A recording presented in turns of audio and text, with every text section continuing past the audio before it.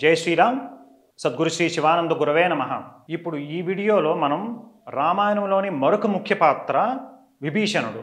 విభీషణుడు రావణాసుడు యొక్క లాస్ట్ బ్రదర్, తమ్ముడు. రావణాసుడు, కుంభకర్ణుడు, విభీషణుడు. సో విభీషణుడు అనే క్యారెక్టర్ నుండి మనం ఏం నేర్చుకోవాలో ఆలోచిద్దాం. ఎందుకంటే విభీషణుడు ఒక ధర్మానికి ప్రతీకగా చెప్పుకుంటారు అందరూను. అంతేకాకుండా విభీషణుడు సప్త చిరంజీవుల్లో తను కూడా ఒకడు.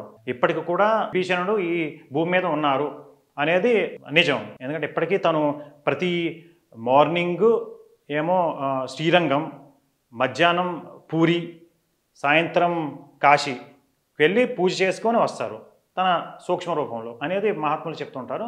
సో విభీషణుడు, అలాంటి విభీషణుడు ఎంత ధర్మాత్ముడు, తన నుండి మనం ఏం నేర్చుకోవాలి అనేది మనం ఒకసారి చూద్దాం. ఇది మనం అందరికీ చాలా చాలా ఇంపార్టెంట్. ఎందుకంటే ఇప్పుడు విభీషణుడు ఉన్నది ఎవరి దగ్గర? లంకకి రాజు రావణాసురుడు, మొత్తం ప్రపంచాన్ని జయించిన రాజు తన పెద్దన్నయ్య. సో పెద్దన్న అంటే తినకి తండ్రి తర్వాత తండ్రి అంతటి వాడు, గౌరవం ఉంది. అంతేకాకుండా రాజు, తిన మంత్రి అయినా రాజు అంటే రాజు మాట వేదం కాబట్టి తనకి ఒక very loyal and trust worthy minister తనకి. కానీ ఎప్పుడైతే ధర్మం తప్పి సీతమ్మ వారిని తను పట్టుకొచ్చి ఇక్కడ పెట్టాడో అప్పుడు నుండి విభీషణుడు తనకి చెప్పడం మొదలు పెడుతున్నాడు. అన్నయ్య ఇది తప్పు, ఇది మీరు తిరిగి ఇచ్చేయండి, సీతమ్మ వారిని రాముల వారికి ఇచ్చిద్దాం, లేకపోతే పతనం అయిపోతాము అని చెప్తుంటాడు.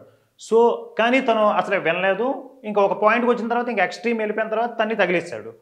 సో అయినా తను ఎంతటి ధర్మాత్ముడు అంటే తన అన్నయ్య, సొంత అన్నయ్య, కానీ తను ధర్మం తప్పాడని తను ధర్మం ఎవరి దగ్గర ఉందో రాముడి దగ్గరికి వెళ్ళి శరణం వేడాడు. సో దీని నుండి మనం నేర్చుకోవాల్సిన ముఖ్య విషయం ఏంటంటే మనం ఎక్కడ ధర్మం ఉంటుందో అక్కడే ఉండాలి. జనరల్గా మనకి ఇది ఎందుకు మనకి నిత్య జీవితంలో ఎక్కడ ఉంటుందంటే మన బాసో లేకపోతే ఒక గవర్నమెంట్ ఆఫీసులో అంటే మనకన్నా పై అధికారో వీళ్ళు ధర్మం తప్పినా కూడాను నువ్వు చాలా చాలా అద్భుతము, నీలాంటి వాడు లేడు అని అనుకొని ఏదో మన పబ్బం గడుపుకోవడానికి అలాంటి మాటలు చెప్పడం వలన తనకి పతనం అయిపోతాడు, మనం పతనం అయిపోతాం. అలా కాకుండా అలాంటి స్థితుల్లో మనకి ఎవరైనా మన పై అధికారి కానీ మన నిజ జీవితంలో ఎవరైనా మన బాస్ అలాంటి వాళ్ళు ఎవరన్నా ఇలాంటి ధర్మం తప్పి అలాంటి ఇదిలో ఉంటే మనం కూడా ఒక విభీషణులాగా వాళ్ళకి వీలుంటే 4 మంచి మాటలు చెప్తాం, వాళ్ళు విన్నారా ఓకే, లేదంటే అలాంటి వాళ్ళ సాంగత్యంలో ఉంటే మనకు కూడా అది పతనానికి దారితీస్తుంది. కాబట్టి అలాంటివి ఏమీ ఇది చేయకుండా ధర్మం ఎక్కడ ఉంటే అక్కడ ఉండి మనం తప్పుకోవడం చాలా చాలా ఉత్తమం. సో ఇది మనకి ఎందుకంటే నిజ జీవితంలో జనంలో జరుగుతుంటుంది.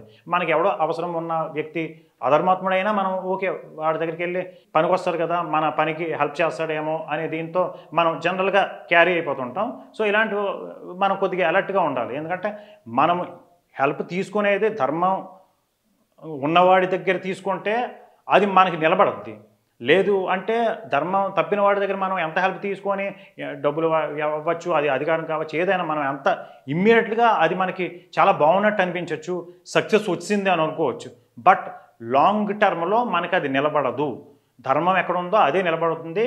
కొద్దిగా అధర్మం ఏంటంటే ఇనీషియల్గా చాలా అద్భుతం, సూపర్, చాలా మనకి పేరు రావచ్చు, డబ్బులు రావచ్చు, అధికారం రావచ్చు, పవర్ రావచ్చు, జనాలు చప్పట్లు కొట్టచ్చు, కానీ అది లాంగ్ టర్మ్లో నిలబడదు. మీరు ఒకసారి చరిత్రలో చూసుకున్నా, ఇప్పుడు మనం చుట్టుప్రక్కల చూసుకుంటున్నా కొంతమందికి ఇమ్మీడియట్గా పేరు వస్తుంది, కానీ ఆ పేరు ఎక్కువ నిలబడదు. కొంతమందికి ఏంటంటే ఎంత మహాత్ములైనా కూడా పేరు చాలా స్లోగా వస్తుంటుంది. ధర్మం కానీ మంచి కానీ కొద్దిగా స్లో, చెడు ఏంటంటే ఇమ్మీడియట్ మనకి కనబడుతుంటుంది. సో అది క్యారీ అవ్వకుండా మనం విభీషణలాగా మన పై అధికారులు, మన సంఘంలో ఉన్న పై వాళ్ళు ధర్మం తప్పకుండా ఉన్నంత వరకు వాళ్ళు వెన్నంటూ ఉండాలి. లేదు అంటే ధర్మం ఎక్కడుందో అక్కడికి వెళ్ళిపోవాలి. సో ఇది మన విభీషణ నుండి మనం నేర్చుకోవాల్సిన ముఖ్య విషయం. సో జై శ్రీరామ్.